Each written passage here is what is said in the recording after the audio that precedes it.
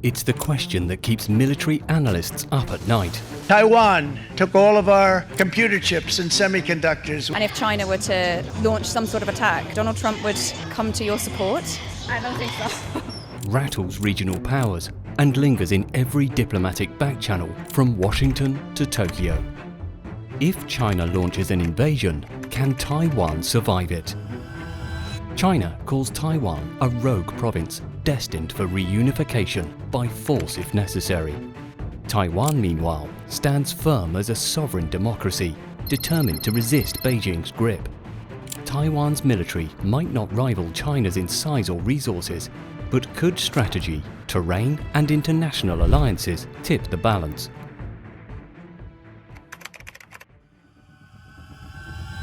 Taiwan was meant to be part of Mao Zedong's People's Republic of China after the conclusion of the Chinese Civil War. However, Chiang Kai-shek, the leader of the defeated national government, claimed that Taiwan was the epicenter of China's real governance. Those two ideas could not coexist. Neither could the political ideologies. While China continues to refer to Taiwan as a breakaway province of the mainland, Taiwan asserts itself as a separate and sovereign state. Naturally, tensions have run high between the two, with international interventions made necessary on more than just a few occasions. While there's hostility between the states, there hasn't been a full-blown war. Things, however, might change very soon. In late May 2025, Taiwan's Defense Ministry reported 61 PLA aircraft sorties and multiple Chinese Navy vessels operating near the island in a single day, marking a substantial spike in provocative military maneuvers. Similar patterns continued through early June, with increased air-sea patrols, prompting Taiwan to publicly condemn China's rising military threats. This marked an escalation in the conflict, the highest level either state has seen in decades. Taiwan claims that aggressive posturing from Beijing is to be blamed and demands an end to the provocative military measures. China, on the other hand, has asserted its innocence. They haven't actively done anything to Taiwan, they claim. Speaking of rising tensions across the Strait, China's defense budget has ballooned, with billions funneled into advanced missile systems, amphibious capabilities, and cyber warfare units that could be deployed in a full-scale invasion scenario. But the real question here is Taiwan prepared too? The difference in size and population cannot be overstated.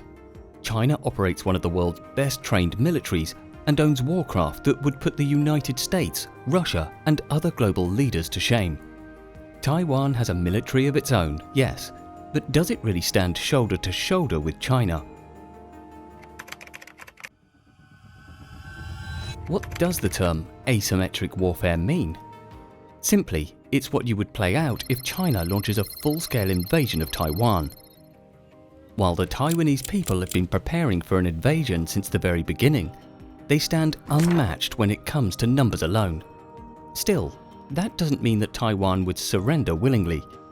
We have to take into account several factors that play into Taiwan's favour: geographical advantage, modernized forces, and diplomatic relations with world leaders.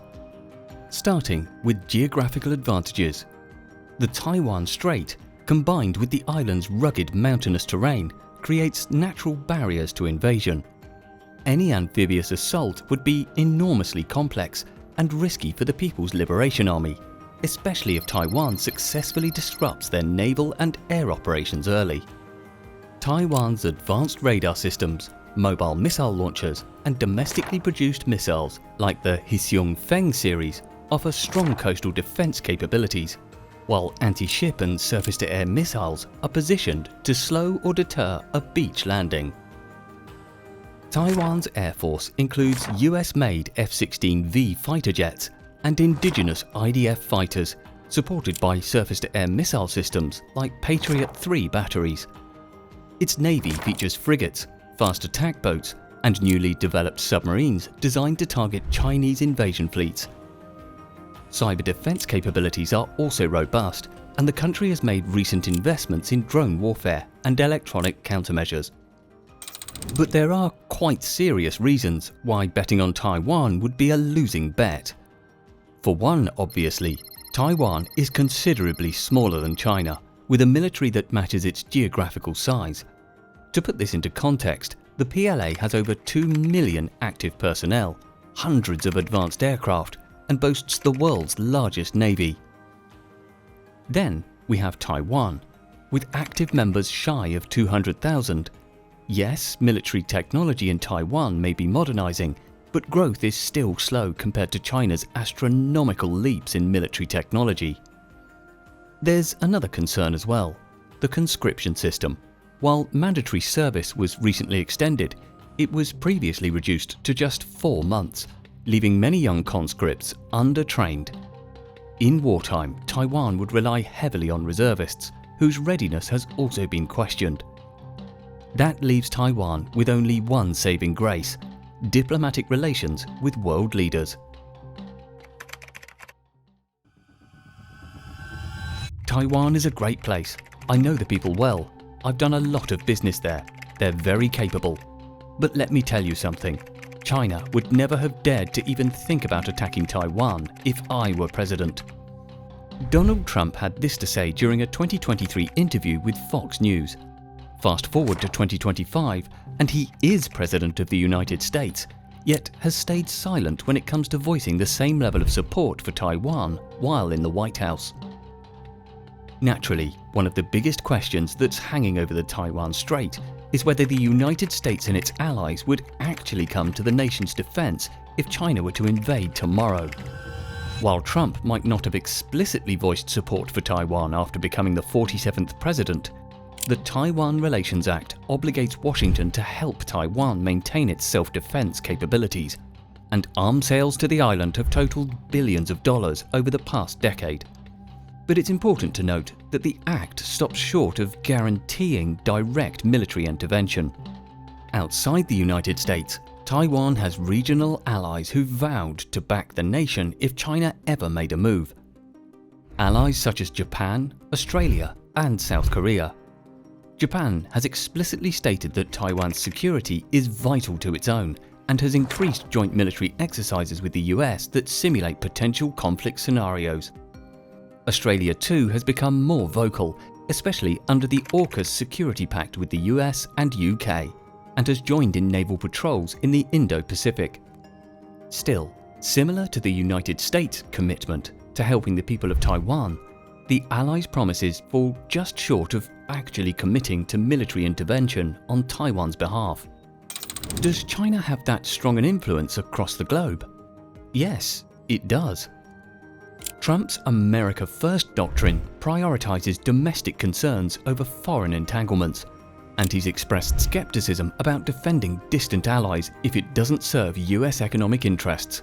He's often referred to Xi Jinping as a brilliant guy, and many economists believe that the current administration will likely foster a deal with China for economic gain, further undermining the promises made to Taiwan.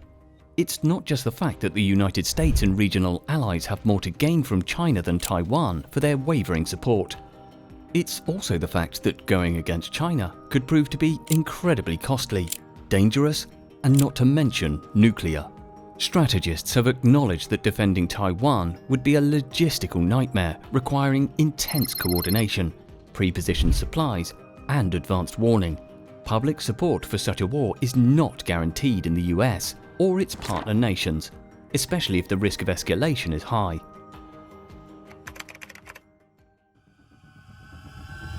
Right now, you must be thinking that it'd be in Taiwan's best interest to form diplomatic relations with China, right?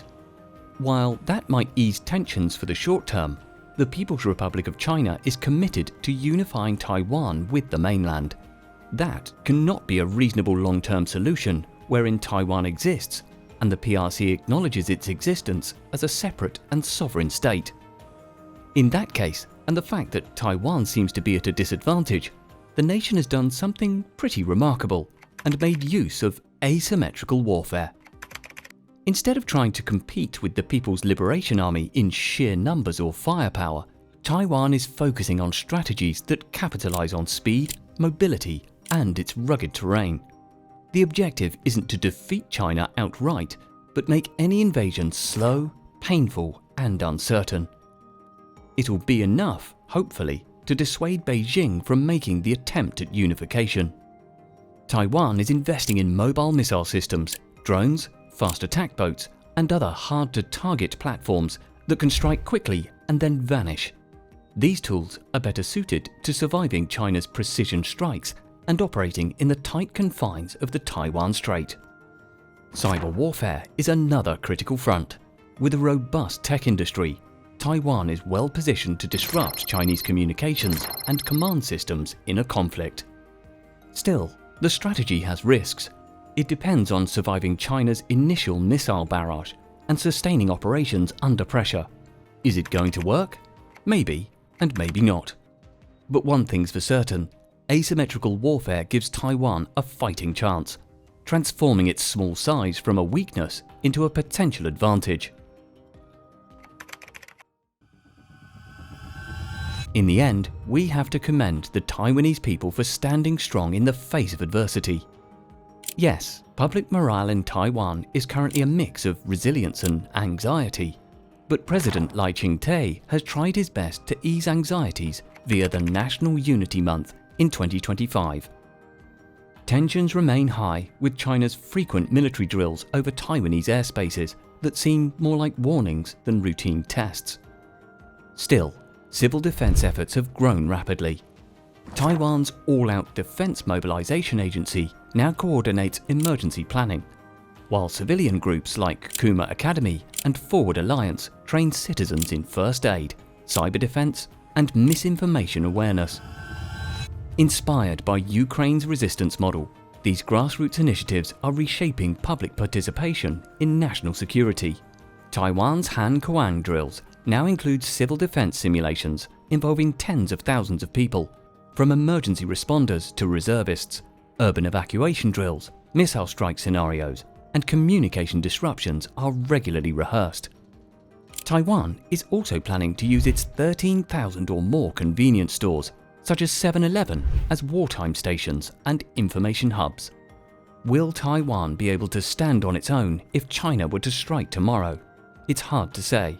Still, we know for a fact that the Taiwanese people are prepared for D-Day when it comes. Should the United States and regional allies stand alongside Taiwan that day? We're yet to find out. What do you think?